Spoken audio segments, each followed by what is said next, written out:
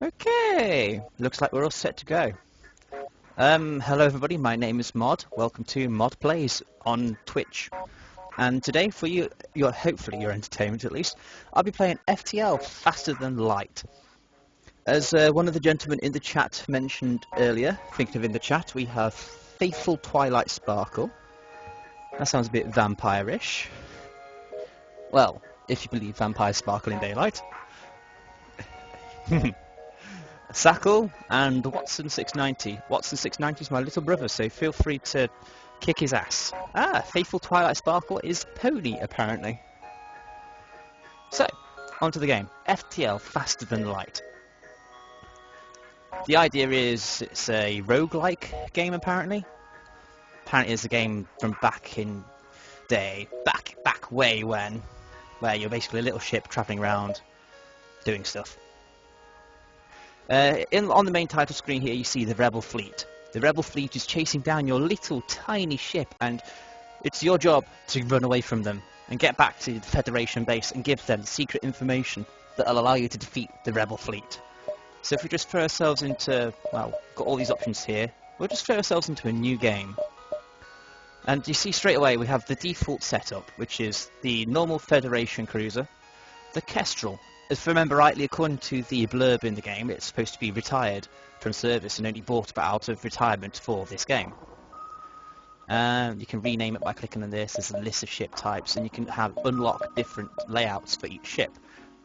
As I'll show you, if I click on Type B, because we'll unlock the Type B ship for this particular vessel, you get a different paint job, and your ship changes layout as well. You get different aspects to your ship, such as here where the mouse is now, that's the pilot's area. This is the remote access to the doors, which means you, the player, can open the doors rather than waiting for the players to go, the crew to walk through them. Oxygen, med bay, shields, engines and FTL drive, guns, and sensors. You can to unlock the layout, you need 2 out of 3 achievements. In this case, I've had every single system and subsystem installed on the Kestrel, and tough little ship.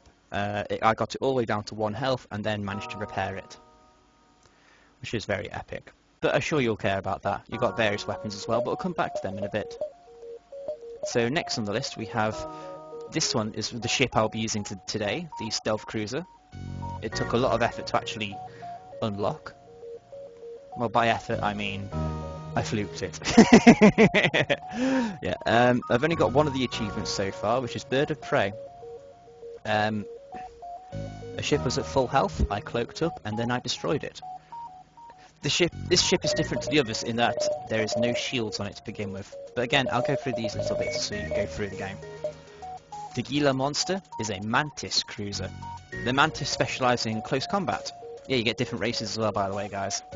The idea is they find a ship, lock it down, and then use the onboard teleporting device to teleport onto the ship and kill the crew. If you kill the crew, then you get a lot more resources once you've won a fight. The Taurus is a creation of another race, and it specialises in drone warfare. You'll see down here it's a drone, anti-ship drone, which basically hovers around the ship and shoots it lots. And that is controlled by this unit here. And this is the one I unlocked last night, the Zoltan Cruiser. It has a stupidly powerful shield which takes a lot of effort to get through. But once you do get through it, then it's as vulnerable as all the other ships. Each ship's got its own unique quirk, like the Mantis, that's right, the Taurus one is good at drones, that's good at teleporting into close combat, that one's good at being sneaky, not being hit, that one's just shit. I hate that shit.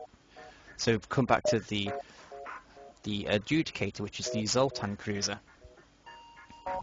It's got a weird little layout. It doesn't make any sense. It's not symmetrical at all. Someone has mentioned in chat that the Taurus looks tiny, and it does in comparison. It's got a nice compact layout. The downside to that is if some flames do decide to go kaboom on the ship. Watson says the Zoltan shield survives for 5 hits. 5 hits isn't that great unless, you know. Anyway, I mentioned before though, other races. Down here you've got the crew. On the top right here, when I put the mouse back over here, you'll see what each race can do. For example, I've just highlighted an NG. NGs repair for more, and but they can't do much in combat. So the idea is to keep them lurking around somewhere, repairing systems as and when. Humans, they're common and uninteresting with no distinct exceptional traits. Zoltan, they see these little bars here, they're power. You need the reactor to power these bars. And the Zoltan guys basically add one power bar to each of these. And there's more to it, but yeah, it's a lot. I think I'm just going to have to throw myself into the game just to show you. So, we'll go with the Nesasio. Yeah, we're not having that name. What should I call this ship? I'm not sure what to call this ship now. Anybody in chat got a suggestion?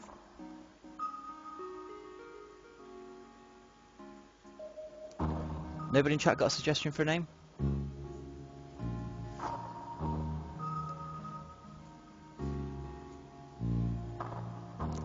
Sakul suggests the Shadow. Shadow sounds like a good name. The Shadow it is. So now we've got a set of crew. They're only humans in this ship.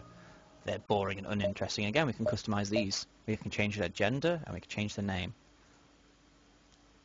At the request of my darling girlfriend, who's watching this just over my shoulder while she's simultaneously playing Warcraft, I'm going to call one of them Bob. She wanted the ship called Bob, but I didn't like that, so we're calling the captain Bob. Bob is the captain, and he'll be sitting here at the front of the ship. Next one is... Oh, wait. Someone's actually mentioned the SS Sonic Blast. Let's see if that fits. Oh, it does fit. We'll keep it. There we go. The SS Sonic Blast. Captain's name is Bob, so we need 2 more names. It looks like this stream's going to have a very distinctly Sonic Blast feel to it, because I've advertised this on my Facebook, my Twitter, my DeviantArt, and my Sonic Blast. And yes, Faithful Twilight Sparkle says, lol, Captain Bob. Indeed, Captain Bob. So, Alison, what should we rename her as? Oh, rename her as Blizz Shadow, and we'll stick her on Gunnery. Because, you know, Blizz is, you don't fuck with Captain Blizz, you do not fuck with Blizz at all. Oh, it's been abbreviated to Blizz Shad, but on the top right it says Blizz Shadow. Okay, that's random. And the last one, who would you like there, gentlemen? This is probably aimed more at Sakul and Faithful Twilight Sparkle. But pick a crew member. Doesn't have to be staff, but who should we have for this final member of the crew? They'll be manning the FTL drive at the back of the ship. Shields I'm not too worried about because I don't have shields.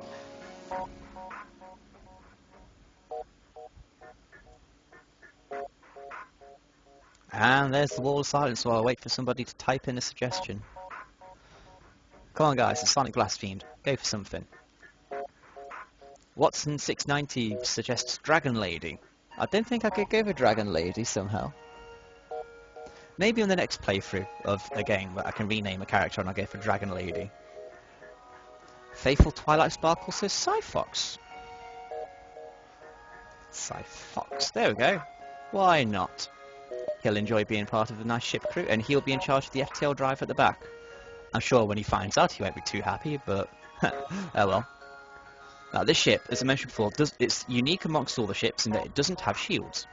What it does have is a cloaking device as standard, and a very powerful FTL drive. It has a mini beam, which doesn't overtly go through. It isn't brilliant at getting through shields, especially the mini beam, which is quite crap. But when it does hit a room, it hits it for damage, and it basically hits for a line. And the lot better the weapon, the longer the line. So in this case, if I was to, it can hit 2 rooms easily. If I place the beam here and drag it across to there, then it might just hit 3 rooms. Sakul, one of my intentions is first of all to actually purchase shields. If I can't purchase shields, I'll just improve the cloaking in the FTL to make myself as impossible to hit as possible. At the moment we have long-range scanners which allow me to look at the map and avoid combat should I want to avoid it. Titanium shield, titanium system casing, I can't speak English today. All systems have additional plating, which basically means a 15% chance of the damage being ignored. something like that. Dual lasers, pepper shields. What I ideally want to level up to is 2 sets of lasers and a beam here, a beam or a missile. I want a decent shield. I'd like to upgrade the cloak and the FTL drive. Guns are a secondary consideration, same with the piloting area. But yeah, let's just set it to easy. I haven't completed the game yet. I have got up to the final part of the game, and hopefully on this playthrough we'll get that far ahead. And here we have the main screen. You'll notice it's all very old-ish looking. The game only came out in November of this year, I'm led to believe. And, well, it doesn't play like a game that came out this year. It's just very, very old in its feel. So, let's have a look around the screen first. On the top you have your damage meter. There's shields here. We don't have shields, as I mentioned before. Here you've got your percentage of evading attack. Evading is taken care of with your FTL drive and your pilot. Oxygen, your crew needs oxygen to breathe. Most ships will have airlocks. In fact, I think there's only one ship that doesn't have an airlock. And if you get a hull rupture, a breach if you will, then air can leak out there. And if your crew, like I say, if your crew don't have oxygen, they die. Welcome Ped Ruben to the channel. Hello Ped Ruben. He says he's died 3 times in easy so far. And Sackle says normal is hell for those that don't know. Moving down, you've got your crew. Here you have Bob, Blizz Shadow, and Cyfox. Moving back up, this little icon here that looks like a nucleus or an atom is your fuel. Moving on to the right, missiles, we have none. And drone parts, again we have none. You can have drones to remotely attack ships, as I mentioned before, with the NG ship. Sackle mentions Rock Type B ship doesn't have airlocks. So first of all you'll need the Rock cruiser, and then you'll need to unlock the Type B version. That doesn't have airlocks apparently. I can't imagine why you wouldn't want to have an airlock, but if you have nothing but Rock crew, Rock are immune to fire. So Rock can run around and just stamp on the fire to put it out, which is pretty much how they do it. Up here, that's the number of scrap you have. Scrap is the currency in FTL. And scrap allows you to upgrade the ship, repair it, hire new crew, etc. This here is the fun part, FTL drive. It takes a while to charge up. When it charges up, if you've got your pilot in place and your engines are working, you can jump. Which, if you're getting absolutely hammered in a fight, is essential to you getting out in one piece, or with just a few holes in you. If you stay there and fight, then chances are you die, which you don't want to do in this game because it's all too easy to die. The ship button here is the button you can bring up to check out your inventory, your current crew, and also purchase upgrades for your ship.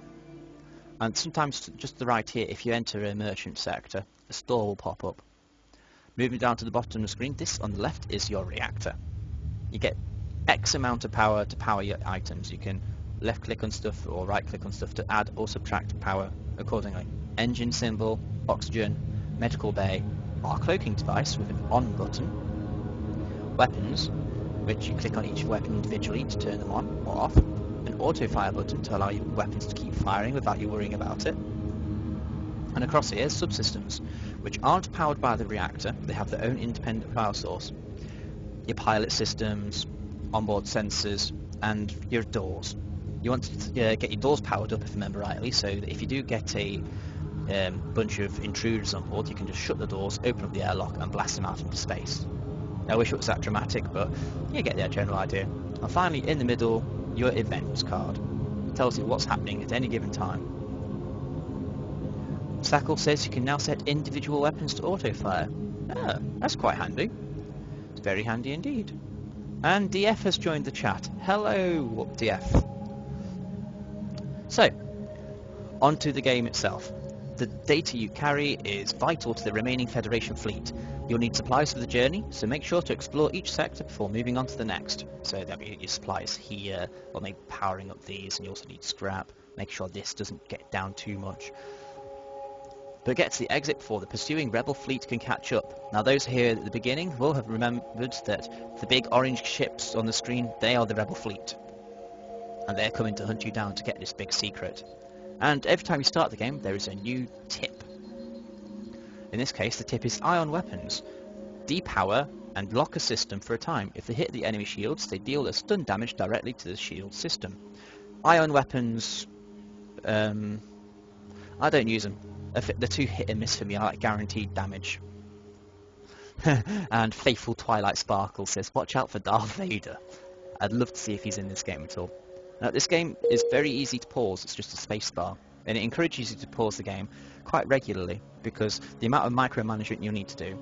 For example, if I show you, I can click on Cyfox and we'll send him to the back now, and Blizz will stick her on the weapons. I unpause it. They're going to carry out those orders straight away for us. Blizz is on her station. Cyfox has now taken up his station. If I hover over the mouse here, you'll see there's health and there's different attributes: piloting, engines, shields, weapons, repair, and hand-to-hand combat. So yeah, those are the basics, I suppose. So if I take you to the ship screen, this is how you update it on the SS Sonic Blast. That's how much scrap it will cost to upgrade and get one of these bars turned green. We have 30 scrap. We could do with increasing the cloak by 1 level. We could maybe put another level of reactor power. Changing the doors. That's your crew list. That's your equipment. I think what we'll do for now is we'll turn on auto fire and we'll just jump to... Right, this is our map. We're in Sector 1 at the moment, the civilian sector. We always start here and we always end in Sector 8, the last stand. For those that have joined in late, this will be going up on YouTube later. So hopefully, if you want to catch up with what you missed, it'll be there and you can watch it and be happy. The long-range scanners basically tell us what's around here. For example, the ones with question marks are more often than not ships, and if they've got a circle, it'll be either by a sun or an asteroid field. So, unvisited, possible ship detected, asteroid field. Because I don't have shields, I don't want to go to an asteroid field because I'll get absolutely ripped to pieces. Unvisited, possible ship detected, unvisited location, possible ship detected, possible ship detected. The rebel fleet will come in from the left-hand side of the screen, and they'll continue to go this way across the screen. Your destination is the exit on each map. This is the exit beacon. Go here to travel to the next sector. The nebula here will make fleet pursuit slower, but will disrupt your sensors. This purple cloud is basically nebula. You can hide in it and it will make your life a little easier from the chasing guys, but if you're in combat, it tends to be a little riskier because some of your systems can go down.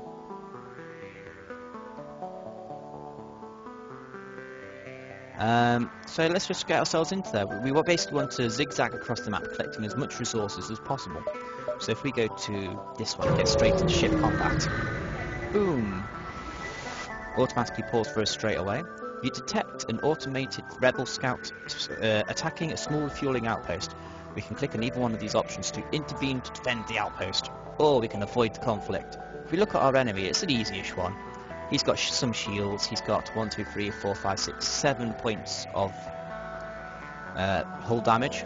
He's got piloting systems, shields, FTL drive, and weapons. In the chat, Pedruben asks, what happens if you fall behind the line of the rebels? Instant loss or hard fight? To answer that question, if you fall behind the enemy lines and they've caught up to you, you get a reasonably hard fight, but you only get 1 unit of fuel. That's the only thing you get. So if you're confident you can win without taking too much damage, destroy them, because then you haven't used any fuel for that particular movement. Fuel is hard to come by in this game, as are all resources. So if you can get yourself basically a free trip, then take it. But in the beginning stages of the game, you want to run. In this case, we're going to have a look at this rebel scout and we're going to intervene to defend the outpost. His weapons have now come online. You can see the inside of him. Detecting the higher threat, the automated ship moves in to engage your ship, and first thing we're going to do is pause the game. What we're going to do, we'll turn on the dual lasers and the mini beam, put the rest of the power into the FTL drive. We don't need the medibay during the fight, so if we turn that off, turn the FTL up a bit more, so now our evade has gone up to 30%. That's our chance of dodging incoming fire. Pilots in place, FTL drive person is in place, so you get an extra boost to evading. But you have to have the pilot in place to even attempt to evade anything. Now, mini beam, we'll click on... Notice there's a red bar now. The beam will cut through ships. So if if I put it, say, there, then it'll go through the FTL drive and their shields. And the dual lasers, I'll take out their weapons with, so they can't shoot me back with anything. And if I unpause, my mouse is ready to click the cloak button. So the second they charge up weapons, you'll see over here, these will go 1, 2, 3, 4 dots of pain. 2, 3, cloak. They now can't target me or hit me. See, the beam there is now taking out the FTL drive, and their shields are partly dead as well.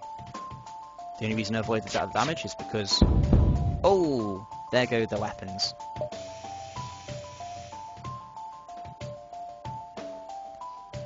What's next? Dual lasers will hit the pilot bay and boom, he's dead. And he's down. So with one, the ship breaks apart and you quickly salvage what you can. Fuel 2, drone parts 1 and scrap 13. You notice during that fight our FTL meter was charging up, so if we needed to run we could have done. The outpost that we just saved hails you after the scout was destroyed. Thanks for the help. We've been harassed non-stop by those scouts. Take this, on the house. And they've given us 2 missiles, a drone part, and 18 scrap. Excellent. And welcome Silver Miles to the chat. Now, the ship is in rude health. It's got good health there, we've got a decent FTL, everything's ready to go. So let's move on to the next system. We shall pick another fight before the rebels come in. We arrive in the new system and, oh, it's a rebel ship. You can tell because they're orange. Rebels are the only ones in the game that are orange. Mantis are red. Rock are... can't remember what colour Rock are. NG are grey. But if they're pirate, they have purple paint on top of. So, on to this fight. A small rebel ship is docked at a small station. You try to lay low, but it spots you. Power up the weapons. Continue. So you'll pause again. What do they have on board? O2, FTL, weapons, shields. A drone. That looks like a boarding drone there, so I anticipate a fight on my hands with this. Yeah, that's a boarding drone, I'm fairly sure of it. 3 humans. And I've got... well, I'm pretty much screwed. So if I... yes, that'll cut through 1, 2, 3 rooms there. And dual lasers on their drone department because I don't want their drone. Sackle says it's a defensive drone. And Katimlek has joined us. Hello again, sir. Well, I hope it's a defensive drone, but it looks just like a boarding drone. Anyway, off we go, waiting for them to fire. They've only got 1 weapon. Oh, that's fun. Whoops. See, I've just cut through 3 rooms there. Each room took a bit of damage. Weapons are offline, shields and the FTL are partly damaged. Their drone section's taken some damage. However, they have offered you some of their cargo if you let them live. We can either accept their offer, in this case 1 missile, 1 drone, 14 scrap, or we can not accept surrender. Yeah, we haven't got missiles. I don't intend on getting missile subsystems, or weapon systems I should say, during this playthrough. That's a pathetic amount of scrap, so I'm not going to accept surrender. I'm going to annihilate them. So anything else we need to do? Oh, doesn't matter if they're dead. There we go. 1 missile, 1 drone, and 24 scrap. A bit more useful, that one. So the ship explodes, leaving behind a substantial collection of useful scrap material. The ship is, again, in great health. 85 scrap. Let's pick another fight before the rebels turn up.